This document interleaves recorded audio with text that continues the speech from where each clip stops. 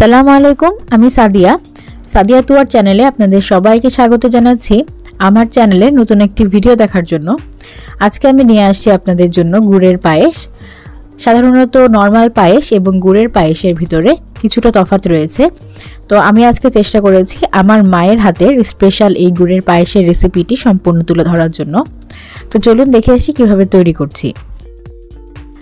আজকে আমি এই গুড়ের পায়েস তৈরি করার জন্য আম্মুর রেসিপি যেহেতু ফলো করছি, এখানে আতপ চালটাই ব্যবহার করছি। আপনারা চাইলে আতপ চালের পরিবর্তে পোলাও চাল কিংবা বাসমতি চাল দিতে পারেন। তবে আমি সবসময় ছোট থেকে দেখে এসেছি আম্মু আতপ চাল দিয়েই এই পায়েসটি তৈরি করে। অনেকে এই পায়েসকে ক্ষীর বলেও ডাকেন। তো আমি এখানে হাফ কাপ পরিমাণ আতপ চাল নিয়ে প্রথমে আধা ঘন্টা ভিজিয়ে রাখবো। তারপরে সুন্দর মতো ধুয়ে পরিষ্কার করে নিয়েছি, দেখতে পাচ্ছেন পানি একদম ক্লিয়ার। তো আমি এখানে যতটুকু পরিমাণে চাল নিয়েছি ঠিক ততটুকু পরিমাণে এখানে খেজুরের গুড় নিয়ে নিয়েছি। আমি এখানে 1 লিটার দুধ জাল দিয়ে নিচ্ছি। 1 লিটার দুধের ভিতরে আমি হাফ কাপ আতপ চাল দিয়ে দিব, ধুয়ে রাখা সেই আতপ চাল। আমার কাছে এই ক্ষীরটা খেতে আতপ চালেরই বেশি মজা লাগে।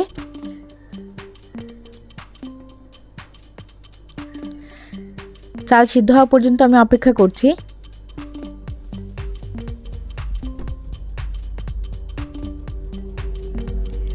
যেহেতু দুধ দিয়ে এটা সিদ্ধ করছি, যার কারণে বারবার নেড়ে দিবেন যাতে তলানিতে লেগে না যায়।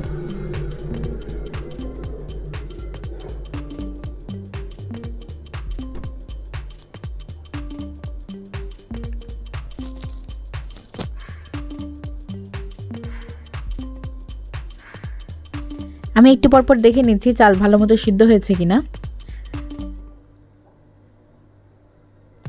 একটা তেজপাতা এবং একটা এলাচ দিয়ে দিয়েছি। এই তো আমার চাল একদম প্রায় সিদ্ধ হয়ে গেছে।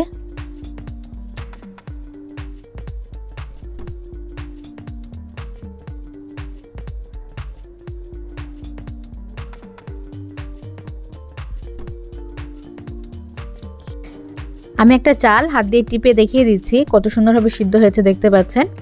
চাল সিদ্ধ হওয়ার পরে আপনারা গুড়টা ব্যবহার করবেন। গুড়টা যদি চাল সিদ্ধর আগেই দেন সেক্ষেত্রে চাল সিদ্ধ হতে অনেক সময় লাগবে।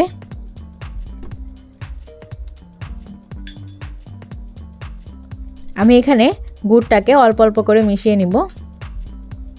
আমি এখানে একদম অরিজিনাল গুড় ব্যবহার করেছি, যার কারণে একদম গরম টকবক ফুটন্ত অবস্থায় দিলেও আমার দুধ ফেটে যাবে না। আমি অল্প অল্প করে পুরো গুড়টাকেই মিশিয়ে নিচ্ছি। তারপরেও একবার মিষ্টি চেক করে দেখবেন, আপনার যদি কম মনে হয় তো বাড়িয়ে নেবেন।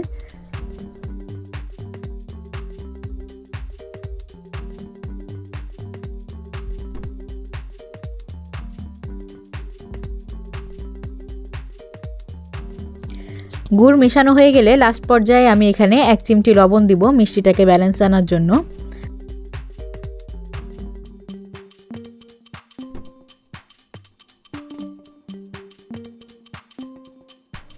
তো এই তো হয়ে গেল গুড়ের পায়েস।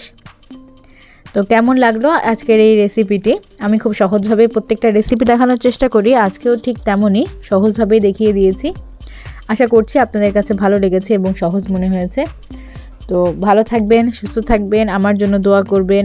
দীর্ঘ সময় ধরে আমার এই ভিডিওটি দেখার জন্য আপনাদের সবাইকে অসংখ্য ধন্যবাদ জানিয়ে বিদায় নিচ্ছি। আসসালামু আলাইকুম।